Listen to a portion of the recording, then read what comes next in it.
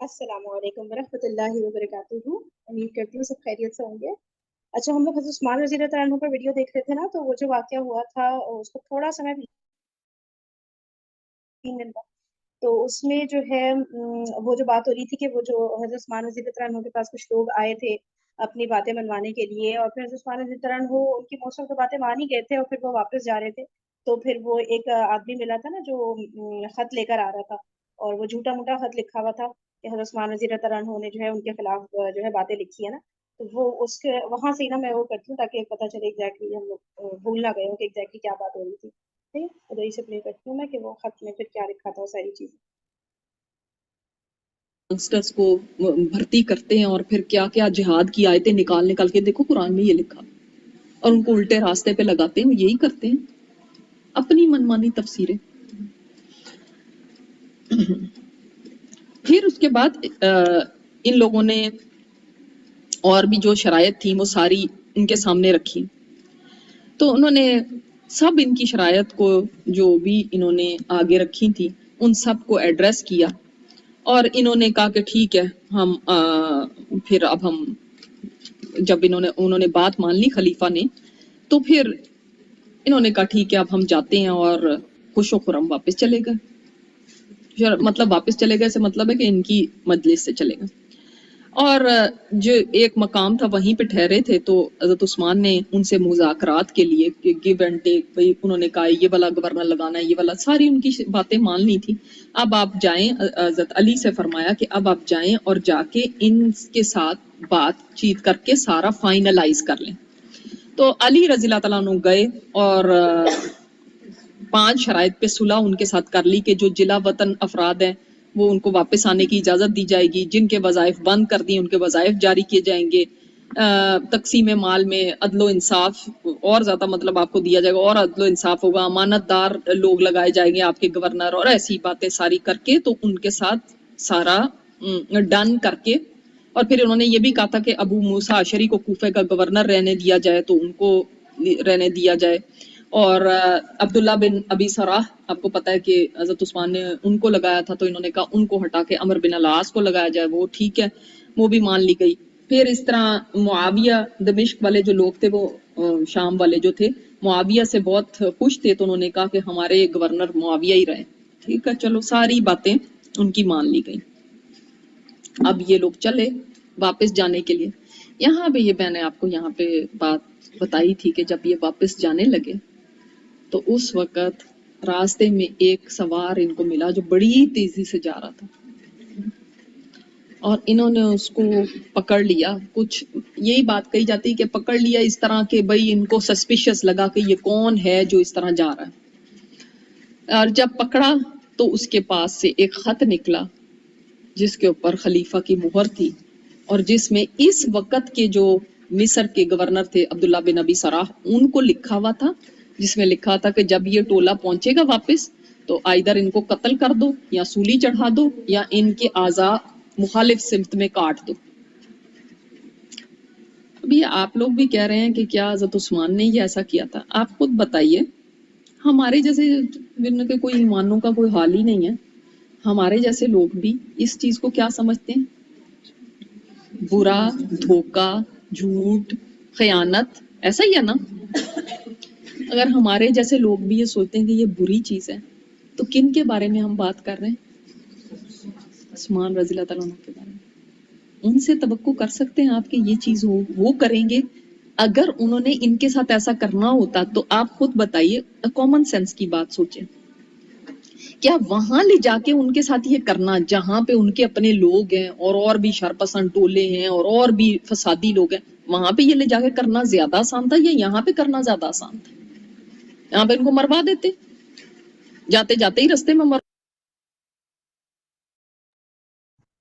جی، یہ جو چیٹ پر سوال آیا نا کہ یہ جو معاویہ کا جو ابھی نام آیا تو حضرت معاویہ رضی اللہ تعالیٰ عنہ وہی والے شام کے جو گورنر تھے نا، وہی امیر معاویہ رضی اللہ تعالیٰ عنہ جو ہے نا، انہی کی بات ہو رہی ہے. ٹھیک ہے، کہ وہ چاہ رہے تھے کہ ان کو ہی وہاں کا گورنر مقرر رکھے، چینج نہیں کرے کسی کو نا. تو انہوں نے ان کی بات مان لی تھی حضرت عثمان رضی اللہ تعالیٰ عنہ نے ان لوگوں کی کہ ٹھیک ہے جیسا آپ لوگ کہہ رہے ہیں وہاں پہ حضرت معاویہ رضی اللہ تعالیٰ عنہ ہی گورنر رہیں گے. ٹھیک ہے نا، کلیئر ہو گیا نا آپ کا جواب؟ मरवा देते, यहीं पे मरवा देते, कोई पूछने, यहाँ पे तो सब सपोर्ट है ना, क्या जरूरत थी वहीं जाके ऑर्डर देने की। और फिर जो सवार है वो भी उसी रास्ते पे भेज दिया कि जाओ उनके पास पास से गुजरना और ऐसे करना। हा? और फिर वो पकड़ा भी गया और उसने फौरन कह भी दिया कि मैं खलीफा का सफीर हूं। की बातें नहीं सस्पिशियस लगती, लेकिन इन बातों को शिया लोग ऐसे ही मानते हैं कि हजरत उस्मान ने खयानत की, लेकिन हम अहले सुन्नत कहते हैं कि नहीं, हमने खयानत नहीं की। जो हमारे जैसे नालायक लोग भी ऐसी बात को अपने लिए समझते हैं कि ये गलत है, उस्मान रज़ी अल्लाह तआला अन्हु पे हम इतना बहुतान लगा दें कि वो ऐसे करने वाले थे, इतनी बड़ी खयानत, तो फिर ये किसने किया? बाज कहते हैं, बाज ने लिखा है कि उस्मान रज़ी अल्लाह तआला अन्हु के कातिब थे हजरत मरवान का आपको पता है, मरवान बिन हकम, मैंने आपको बताया था उस्मान रज़ी अल्लाह तआला अन्हु के चचा जो जिनको जिला वतन कर दिया था आप सल्लल्लाहु अलैहि वसल्लम ने, ताइफ की तरफ भेज दिया था, फिर इन्होंने उनको वापस बुलाया था। मरवान उनके बेटे थे और मरवान से मैंने आपको बताया था इन्होंने अपनी बेटी की शादी की थी, ठीक है, वो इनके कातिब थे। बाज कहते हैं कि जी उन्होंने लिख दिया होगा क्योंकि उनके पास ही था, और यानी मुहर उनके पास थी और साथ अंगूठी भी थी हजरत उस्मान की। तो अंगूठी देके तो कोई किसी सफीर को नहीं भेजता। हाँ, मगर हजरत उस्मान सोचे इन लोगों के साथ कुछ दिन रहे थे ना, जब से सारे मुज़ाकरात हो रहे हैं, क्या किस वक्त उनकी अंगूठी गुम हो गई थी। आप ये देखें ना कि जैसे ये जो चालबाजी होती हैं, जो साजिशें होती हैं, जो साजिशी टोले होते हैं, वो कैसे होते हैं। अच्छा, फिर क्या हुआ कि वो अंगूठी भी है पास, मुहर भी लगी हुई है, तो जी इन्होंने कराया होगा क्योंकि ये चाहते होंगे कि जो है ना इनको खत्म करवा दें। हालांकि हजरत मरवान जो है, इनसे कई हदीस बुखारी ने रिवायत की, बुखारी ने इनसे ली हुई। इनके बारे में सबका बहुत अच्छा है कि ये ऐसे इंसान नहीं थे, और अगर ऐसी बात होती तो जब वो पकड़े गए थे और तो उस्मान की शहादत तक का वक्त आ गया तो मरवान मुंह से ना बोलते कि इनका कसूर नहीं था, मेरा था।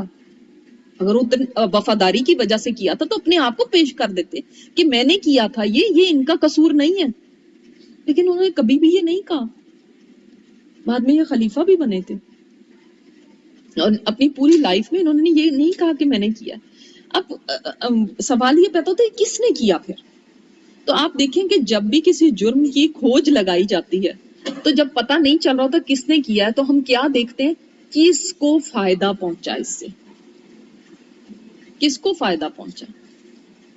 उसमें हम देखते हैं कि ये शरपसंद टोला फिर वापस आया। इनके 2 लोग अभी भी वहीं पे मौजूद थे, आए नहीं थे साथ इनके। वो क्यों वहीं पे रहे जबकि सारे वापस जा रहे थे। तो ये भी एक पॉइंट सोचने का है। और फिर जिस वक्त ऐसा हुआ तो आप ये देख लें कि जो लोग नहीं चाहते थे कि सुलह सफाई हो और जो लोग ये चाहते थे कि हजरत उस्मान को खिलाफत से हटाया जाए, उनका तो सारा प्लान ही खराब हो गया। इन्होंने तो सारी बातें मान ली। और आपको मैंने अभी इसीलिए वो बात बताई कि उन्होंने कहा था कि हम ऐसा करेंगे कि इनके सामने कुछ बातें रखेंगे। वो जो 2 लोग गए थे ना, हजरत उस्मान ने उनको भेजा था और उन्होंने क्या पता करा के बताया था कि हम इनको कहेंगे खिलाफत से दस्तबरदार हो जाए वरना हम इनको कत्ल कर देंगे। तो ये तो पहले से उन्होंने साजिश की हुई थी, लेकिन ये तो कुछ और ही हो गया, ये तो उलट हो गया। तो बड़ी सुलह सफाई से लोग वापस जा रहे हैं, ऐसा तो नहीं होना चाहिए था। अब ये सारी प्लानिंग हुई और उसके बाद सैयदना अली ने कसम खा के फरमाया कि अल्लाह की कसम ये सारा मंसूबा मदीना में बनाया गया, ये सारा प्लानिंग थी, ये ऐसे नहीं था कि ऐसे ही हो गया ऐसे। और जिन लोगों का मफाद ये इसमें था कि इनको खिलाफत से हटाया जाए, उनका सारा प्लान चौपट होता हुआ नजर आ रहा था, जिसकी वजह से उन्होंने ये किया कि ये सारी स्कीम बनाई और इस तरह से इन लोगों के हाथों ये लेटर पकड़ा गया। अब जिस वक्त ये लेटर उन्होंने जब पढ़ा तो जाहिर है उनके अंदर बहुत गुस्सा और इंतकाम, और उन्होंने कहा कि हमारे बारे में ऐसा कहा है। तो अब वो जो अंदर थी ना बात, वो जो लावा पकड़ा था, अब वो उबलने का वक्त आ गया। और ये कोई थोड़े लोग नहीं थे, कहते हैं कि 300 से तो ज्यादा ही थे, ऊपर 1000 के करीब जा रहे थे ये लोग, ठीक है, इतने लोग 300 से 1000 के दरमियान के लोग थे। اب انہوں نے فوری فیصلہ کیا کہ ہم تو اب مدینہ جائیں گے اور ہم نے ان کو نہیں چھوڑنا، یہ تو خلافت سے اترے۔ انہوں نے 3 مطالبات رکھے تھے۔ نمبر 1، آپ خلافت سے دستبردار ہو جائیں۔ نمبر 2، آپ اپنے آپ کو ہمارے سامنے پیش کریں قصاص کے لیے۔ کیوں؟ اس لیے کہ آپ نے ہمیں قتل کرنے کی سازش کی ہے۔ اور نمبر 3، نہیں تو ہمارے سے لڑنے کو تیار ہو جائیں، ہم آخری دم تک لڑیں گے آپ کے ساتھ۔ یہ 3 باتیں تھیں۔ اب کیا یہ دوبارہ واپس عثمان کے سامنے جب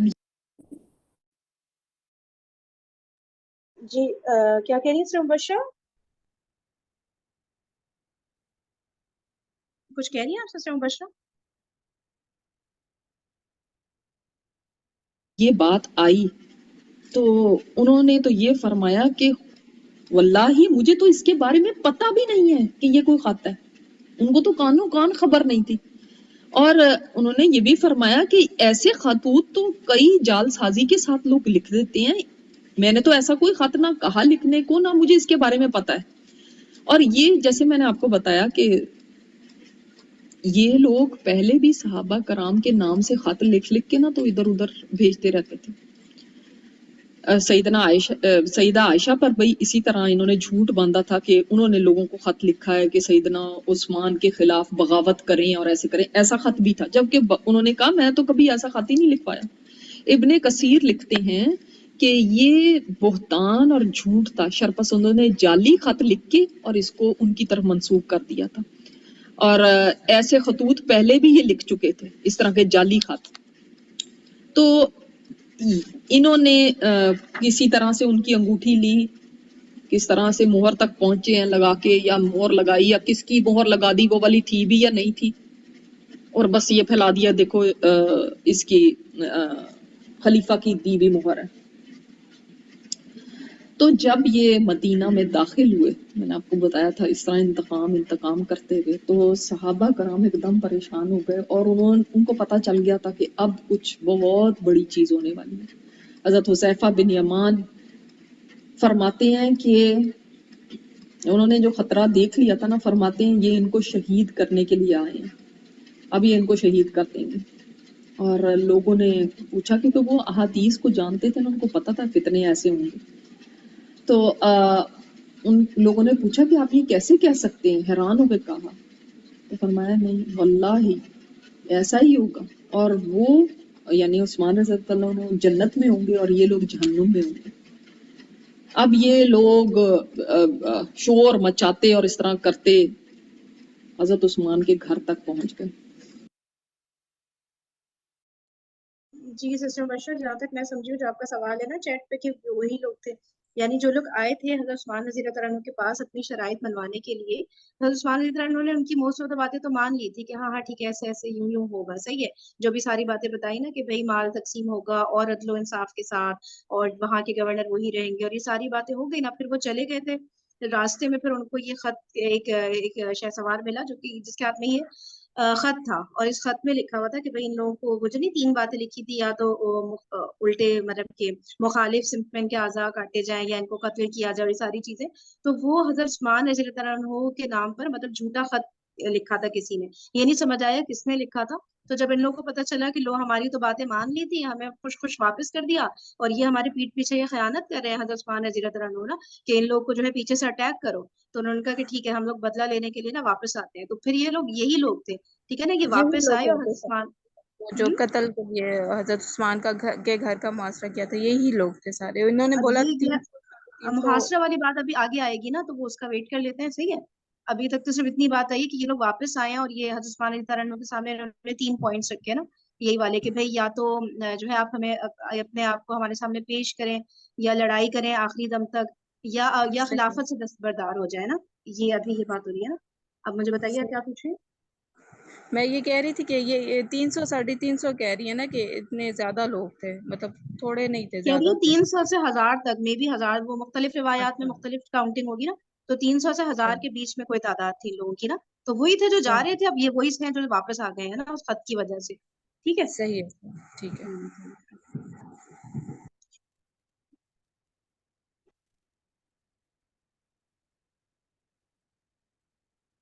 میں نے آپ کو بتایا تھا اس طرح انتقام کرتے ہوئے، تو صحابہ کرام ایک دم پریشان ہو گئے، اور ان کو پتہ چل گیا تھا کہ اب کچھ بہت بڑی چیز ہونے والی ہے۔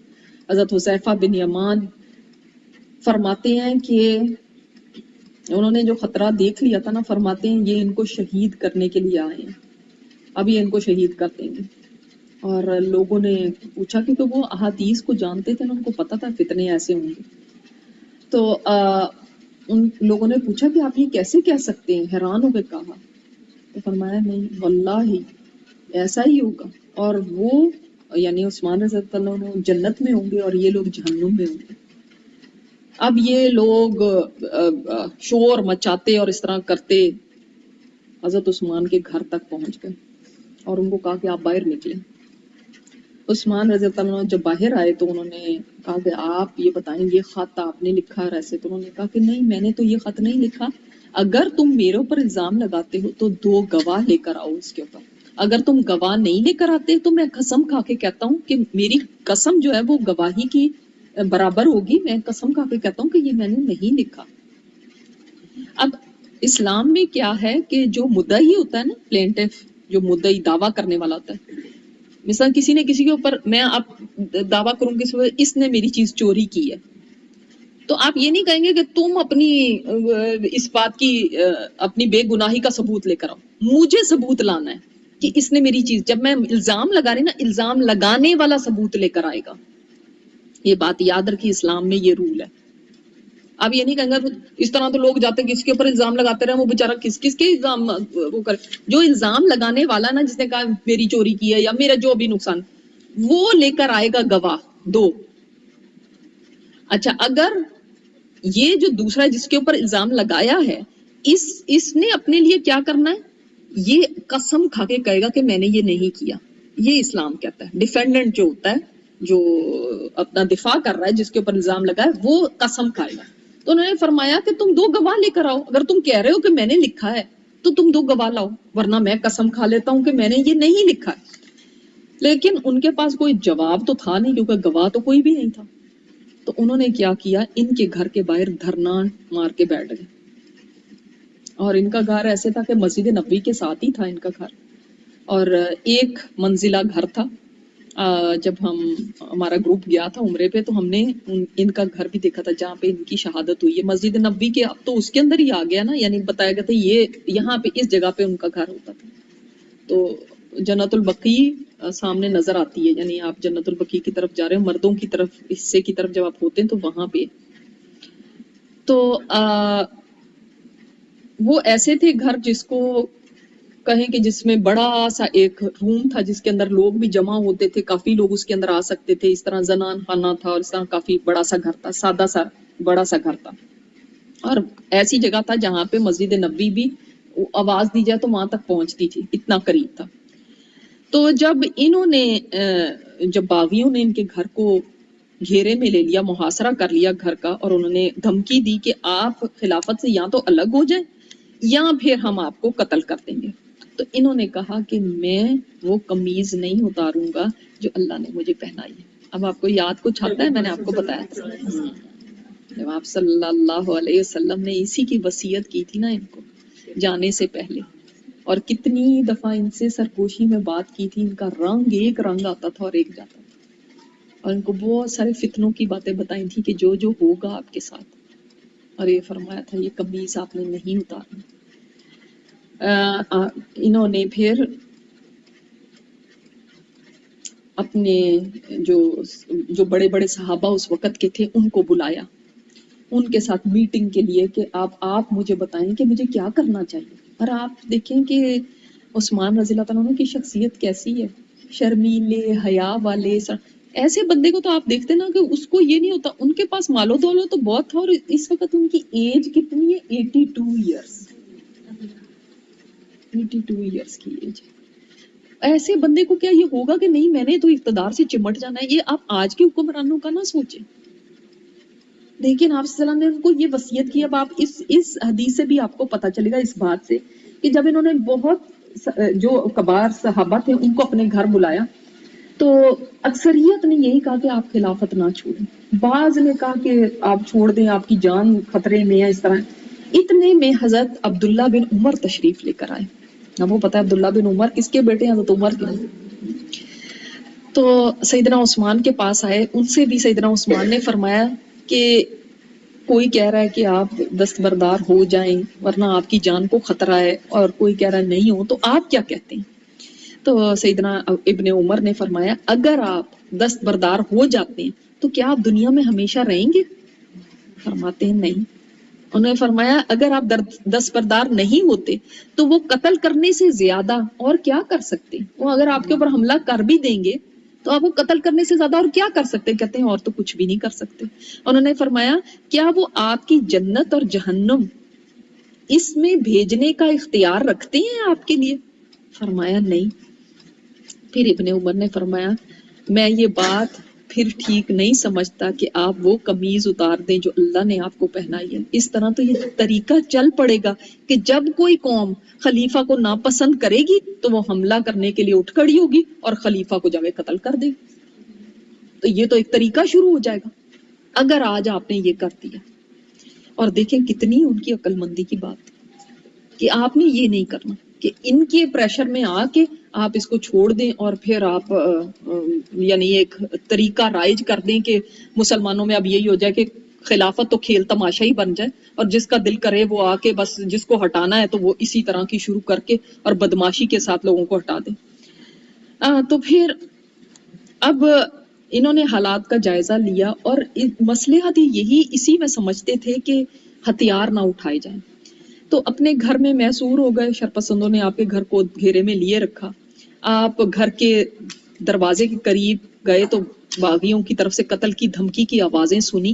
تو آپ وہیں سے آپ کے چہرے پہ ایک رنگ آیا اور دوسرا گیا. گھر والوں کے پاس آ کے کہنے لگے وہ ابھی مجھے کہہ رہے ہیں کہ مجھے قتل کر دیں گے یہ لوگ.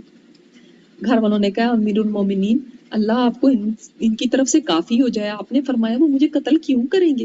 حالانکہ میں نے تو آپ صلی اللہ علیہ وسلم کو یہ فرماتے ہوئے سنا ہے کہ کسی مسلمان کا خون بہانا سوائے 3 باتوں کے اور جائز ہی نہیں ہے. کیا کیا ہے؟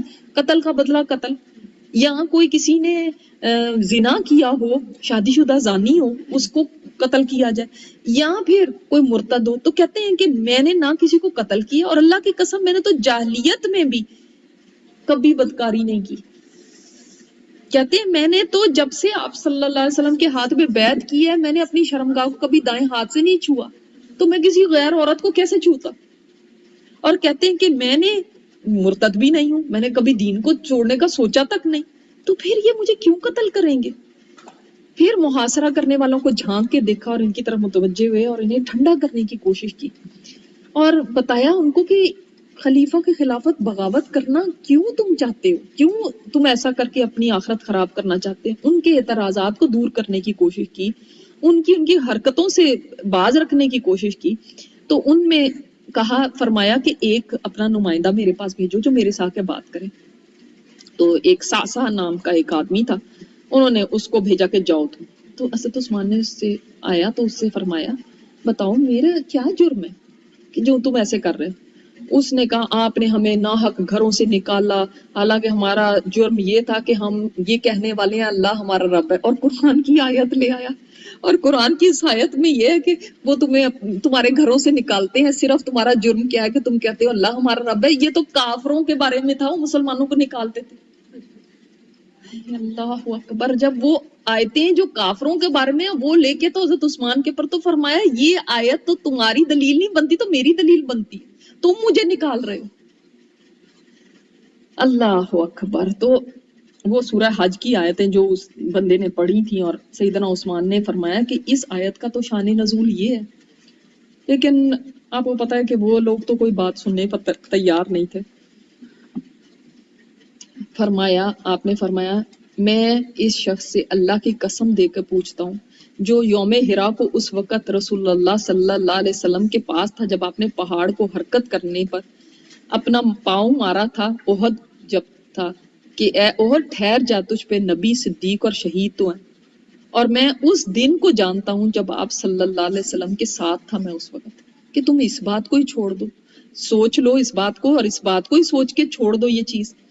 تو لوگوں سے فرمایا کہ کیا لوگوں تم اس بات کی گواہی دیتے ہو کہ ایسا ہوا تھا؟ لوگوں نے کہا کہ ہاں ایسا ہوا تھا. پھر فرمایا میں اس شخص سے اللہ کا واسطہ دے کر پوچھتا ہوں جو بیت رضوان کے دن آپ صلی اللہ علیہ وسلم کے ساتھ تھا، جب آپ صلی اللہ علیہ وسلم نے مجھے مشرکین مکہ کے پاس بھیجا تھا اور میرے شہید ہونے کی افواہ پھیل گئی تھی اور آپ نے قتال کی بیعت لی تھی، تو آپ صلی اللہ علیہ وسلم نے فرمایا تھا یہ میرا ہاتھ ہے اور یہ عثمان کا ہاتھ ہے، پھر آپ نے میری طرف سے بیعت کی تھی، لوگوں بتاؤ کہ ایسا نہیں ہوا تھا؟ لوگوں نے کہا ہاں۔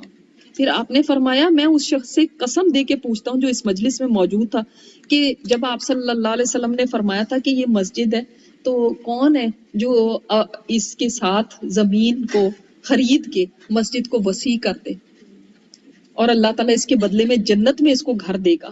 تو میں نے وہ گھر خرید کے جو زمین کے وہ مسجد کے ساتھ تھے گھر خرید کے اور مسجد کے لیے دے دیے تھے، وقف کر دیتے۔ تو لوگوں بتاؤ کیا یہ بات سچ ہے؟ تو لوگوں نے کہا کہ ہاں۔ تو پھر فرمایا میں قسم دے کر آپ لوگوں سے پوچھتا ہوں کہ جب تبوک کا وقت تھا تو آپ لوگ بھی مجلس میں موجود تھے، تو آپ صلی اللہ علیہ وسلم نے فرمایا تھا آج کون خرچ کرتا ہے کہ اس کے قبول ہونے کی میں ضمانت دیتا ہوں؟ تو میں نے آدھا لشکر اپنے مال سے تیار کرایا تھا تبوک کے لیے۔ تو لوگوں نے کہا ہاں آپ نے ایسے ہی کیا تھا۔ پھر فرمایا میں تم سے اللہ کا نام لے کے پوچھتا ہوں کہ بتاؤ جب بئر روما کا پانی مسافر بھی پیسوں کے بغیر استعمال نہیں کر سکتے تھے تو میں نے اس کو خرید کے مسافروں کے لیے وقف کیا تھا، مسلمانوں کے لیے وقف کیا تھا، بتاؤ ایسا ہے کہ نہیں؟ وہ کہنے لگے ہاں ایسا ہے۔ فرمایا پھر تم مجھے آج اس سے محروم کرتے کہ ان کے گھر میں پانی بھی نہیں جانے دے رہے تھے، کھانا بھی نہیں جانے دے رہے تھے، کہ کچھ چیز ان کے گھر میں نہیں جائے گی، باہر دھرنا مار کے بیٹھے ہیں، سارا گھر گھیرے میں لیا ہوا، کیا چیز جائے گی؟ تو نیکسٹ ٹائم پھر ہم انشاءاللہ دیکھیں گے کہ اس کے بعد کیا ہوا، صحابہ نے کیا اس میں کردار ادا کیا، کون تھا جو ان کے لیے ساتھ کھڑے ہونے والا تھا، کس طرح لوگوں نے ساتھ دیا، اور یہ بھی بات کس قدر غلط جھوٹ الزام ہے کہ حضرت علی جو تھے وہ خلاف تھے اور وہ انہوں نے اس میں حصہ ڈالا، نعوذ باللہ، اتنی جھوٹی باتیں، جبکہ وہ تو ان کے ساتھ کھڑے ہونے والوں میں تھے اور انہوں نے کیا کردار ادا کیا۔ اور ذہن میں یہ آتا ہے پھر لڑائی کیوں نہیں ہوئی، پھر کوئی کیوں نہیں دفاع کرنے کے لیے کھڑا ہوا، پھر صحابہ کرام کہاں تھے ایسے وقت میں؟ تو یہ ساری انشاءاللہ تعالی ہم باتیں نیکسٹ ٹائم دیکھیں گے۔ اب آپ لوگ 5 منٹ کی بریک کر لیجئے، پھر انشاءاللہ تعالی ہم اس کے اوپر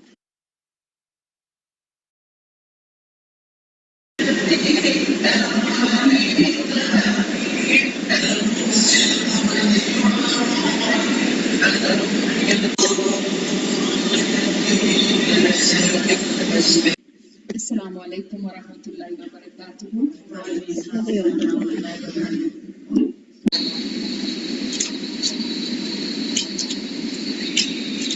میں اللہ کی قسم دے کے تم لوگوں سے پوچھتا ہوں کہ جو تم میں سے موجود تھا وہاں پر تو وہ یہ گواہی دے کہ کیا میں وہ نہیں تھا جس نے بئر روما کا کنواں جو تھا وہ مسلمانوں کی۔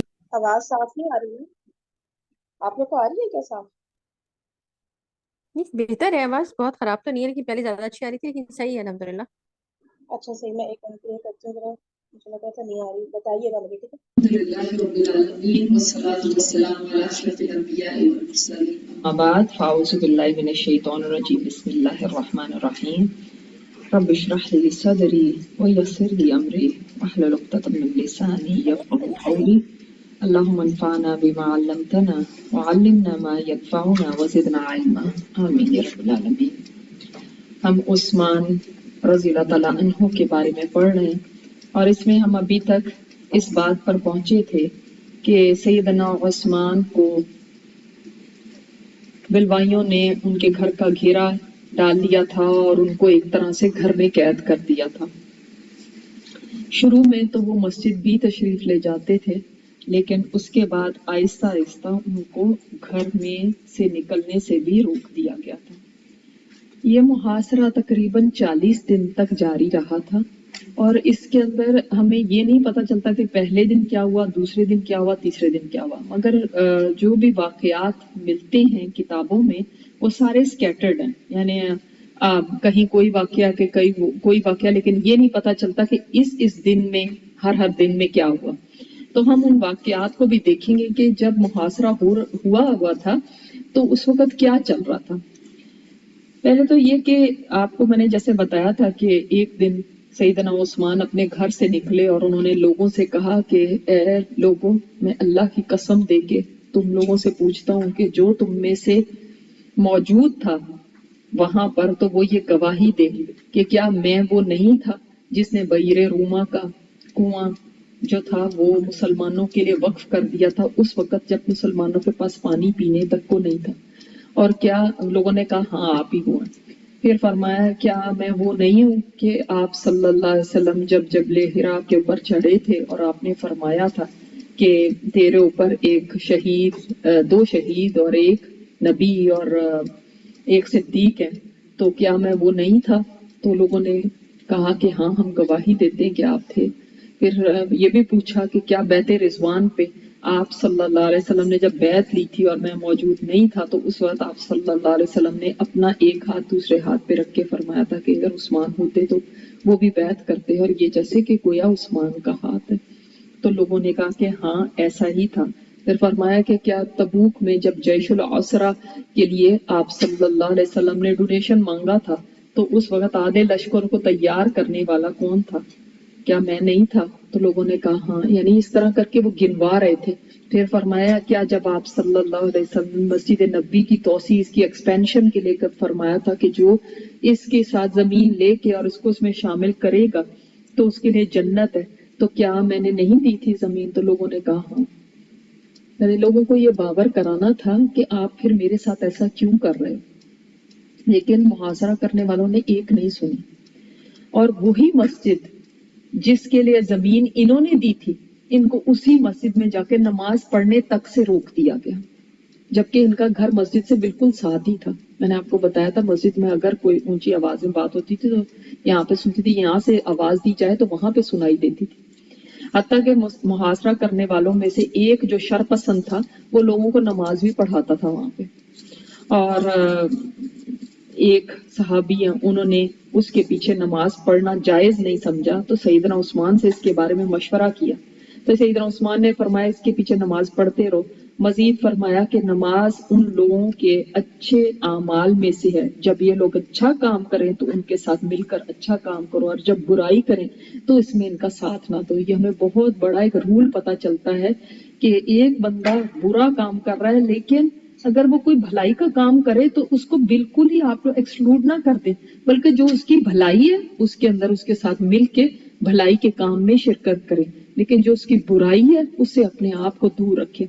आप ये अंदाजा कीजिए कि इवन कुरैश मक्का ने जब वो तो काफिर थे, उन्होंने भी जब एक मुआहदा किया था आपस के अंदर कि हम जो जब आने वाला एक मुसाफिर लुट गया था और उन्होंने आपस में मुआहदा किया था कि जो मुसाफिर आएंगे उनके साथ हम कैसा सलूक करेंगे, उसके अंदर आप सल्लल्लाहु अलैहि वसल्लम ने भी हिस्सा लिया था। तो अमर बिल मारूफ व नही अनिल मुनकर और तावन अल बिर्रि व तकवा, इसका एक ये अमली नमूना हमें मिलता है कि जब जो भलाई का काम है उसका हुक्म भी दो और जो भलाई के काम है उसमें तावन भी करो। वला तावनु अलल इस्मि वल उद्वान, लेकिन जो गुनाह के काम है, बुराई के काम है, उसके अंदर ताउन नहीं करना। तो भलाई का काम चाहे कोई काफिर ही क्यों ना कर रहा हो उसके साथ भी शामिल हो। तो जब उन्होंने पूछा हम इसके पीछे कैसे नमाज पढ़े, इस शरपसंद आदमी के पीछे, तो क्या फरमाया कि नहीं जब वो भलाई का काम करे तो तब उसके पीछे आप खड़े। तो हम एक बिल्कुल ब्लैक लिस्ट कर देते ना किसी को कि हम कह देते बस ये बुरा है तो इसका हर काम ही बुरा नहीं, जो उसमें भी कोई खैर का काम भी करता होगा उसमें उसके साथ खड़े हो जाइए, ठीक है? क्योंकि हमारी दोस्ती और दुश्मनी अल्लाह की खातिर होती, किसी इंसानों से नहीं होती इस तरह से। तो जब बागियों ने आपके घर को पूरी तरह घेरे में ले लिया तो उन्होंने फिर आपसे मुतालबा किया कि आप दस्तबरदार हो जाएं खिलाफत से, और धमकी दी भी कि हम आपको कत्ल कर देंगे। और आपको मैंने ये भी बताया था कि उस वक्त अब्दुल्ला इब्ने उमर ने उस्मान रज़ियल्लाहु अन्हु से फरमाया था कि क्या अगर आप जिंदा रहते हैं, अगर आप दस्तबरदार हो भी जाते हैं तो क्या आप हमेशा जिंदा रहेंगे? तो फरमाया था नहीं, फिर भी तो हमेशा नहीं जिंदा रहना, तो फिर क्यों?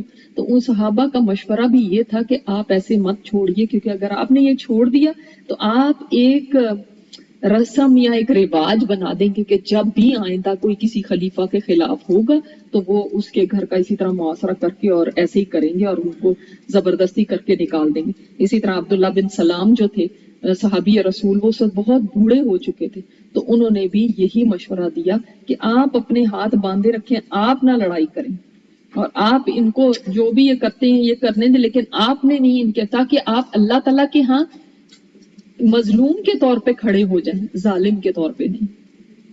तो अच्छा, ये चैट में ना सिस्टर बशरा ने एक पॉइंट लिखा है कि जी देखिए आजकल के लिए है, लोग कहते हैं ये इमाम इस तरह है तो नमाज नहीं पढ़नी इसके पीछे ना, वगैरह वगैरह। ये वाली बात वाकई में, ये जो बात हो रही है ना यहाँ पे, जो अभी साजा ने बताई कि जो है अगर कोई मतलब कोई एक एस्पेक्ट में गलत काम कर रहा है तो आप जो है उसके पीछे, मिसाल के तौर पे, अच्छा आप लोग बताएगा अगर मैं कहीं गलत हूँ तो, जैसे कुछ लोग बिदअत कर रहे होते हैं ना, मुसलमानों में बहुत बड़ी आवाम है जो बिदअत करे, तो कोई इमाम है जैसे, अगर वो बिद्दतों में इन्वॉल्व है, ठीक है, हमें पता है मजार पे जाता है सब कुछ, लेकिन अब वो नमाज पढ़ा रहा है, सही है, तो नमाज पढ़ाना अलग चीज है और बाकी वो मजार पे वो अलग है। तो अब इसका ये मतलब तो नहीं ना कि अब वो नमाज पढ़ा रहा है तो अब हम उसके पीछे नमाज भी नहीं पढ़ेंगे, है ना। ये वाली जो बात होती है ना कि ये बरेलवियों की मस्जिद है, ये इनकी है, ये इनकी है, तो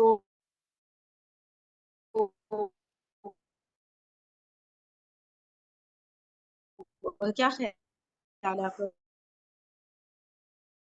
बारे में? ये बहुत अच्छा पॉइंट उन्होंने भी। ऐसे हमारी बेशतर कुछ कहना मैं एक चाहेगा? बात बोलूंगी कि एक हमारा हम लोगों में ही फिरका है, फिरका कह ले, फिरकों में भी फिरका है, यानी कि एक बिग ग्रुप है, उसमें भी आगे कुछ लोग हैं। वो लोग इवन सऊदी अरेबिया में हरम में वो अपनी अलहदा से जमात कराते हैं, वो इमाम के पीछे नहीं करते। और ये मैंने खुद देखा हुआ है, पहले सुना था लेकिन मैंने खुद अच्छा, देखा है कि वो अपनी अलहदा से जमात करा रहे होते हैं, तो वो तो मतलब इमाम के पीछे भी नहीं। कैसे, मतलब कि जी भाई नमाज के टाइम ही, या जब नमाज ओवर हो चुकी होती है उनकी हाँ जी, जो, नमाज हो जाती है ना तो वो अलहदा से अपना ग्रुप एक बना के तो वो पढ़ रहे होते हैं। जी मतलब ऐसा जी बीच जी में होता हाँ, ही पढ़ ये रहे आप होते हैं, सही या बोल पढ़ रही के हैं। जाके सही कहीं कह अलग रहे हैं। से कर रहे होते हैं, या खुले खुला मतलब ना, खुल्लम बीच खुल्ला। में बिल्कुल। खुले खुला, खुले नहीं खुला, नहीं हाँ खुले खुला। जब नमाज होती है जैसे वो बैठ जाते मैंने हैं। जहाँ देखा था सेकंड फ्लोर में थे, उस टाइम नमाज हो बाजमात हो चुकी थी, उसके बाद वो ठीक लोग है, पढ़ रहे थे, तो अपना वो ग्रुप था बकायदा, तो वो पढ़ रहे थे। सेकंड फ्लोर पे आपने देखा था, अच्छा। हाँ जी। ठीक है, ठीक है। और बाकी लोग क्या कहना चाह रहे हैं?